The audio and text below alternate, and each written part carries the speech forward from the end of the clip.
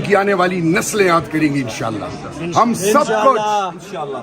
سب کچھ قربان کریں گے لیکن ایک چیز پہ کمپرومائز نہیں ہوگا, وہ پاکستان, عمران خان اور یہ ایوان. جی شہریار افریدی صاحب, آج اجلاس کا حلف لیا آپ نے, کیا کہنا چاہیں گے؟ بسم اللہ الرحمن الرحیم. سب سے پہلے آپ کا شکریہ, تمام تعریفیں رب اور رب کے محبوب کی ہیں. یہ ایوان جو پاکستان کی عوام کی ترجمان ہے, اس میں گھس بیٹھیے یہ جو چور دروازے سے آئے ہیں.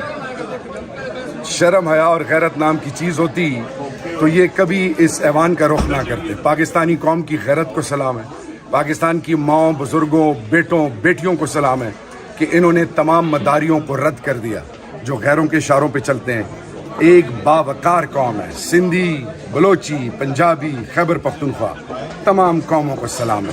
اور سب سے بڑھ کر یہ کہ انشاءاللہ باذن اللہ حق اور سچ کا علم جو میرے قائد نے اٹھایا ہے, رب ذوالجلال کے فضل سے اسی ایوان میں وہ وزیر اعظم کا حلف لیں گے اور بہت جلدی لیں گے انشاءاللہ. کیونکہ یہ اپوزیشن کیسی ہوگی سر؟ اپوزیشن ایسی ہوگی کہ ان کی آنے والی نسلیں یاد کریں گی انشاءاللہ. ہم سب کچھ قربان کریں گے لیکن ایک چیز پہ کمپرومائز نہیں ہوگا, وہ پاکستان, عمران خان اور یہ ایوان. عمران خان صاحب آ رہے ہیں یہاں پہ, وہ اس ٹائم اڈیالہ جیل میں قیدی ہیں سر. دیکھیں میری بات سنیں, جن کا ہونے کا یقین اللہ سے ہوتا ہے ان کے, اور جن کا ہونے کا یقین آل بیت سے ہوتا ہے, وہ کبھی بھی لیفٹ رائٹ نہیں ہوتے. تو میرا یاد رکھیے یہ میرے الفاظ.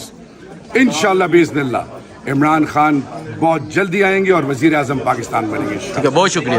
فیصل بھائی, آج آپ اسمبلی میں موجود ہیں, عمران خان کو یاد کر رہے ہیں آپ؟ مس کر رہے ہیں بہت زیادہ. پاکستان کی آن, پاکستان کی شان عمران خان بہت جلد یہاں پہ ہوں گے انشاءاللہ, اور وزیر اعظم پاکستان کا حلف اٹھائیں گے انشاءاللہ.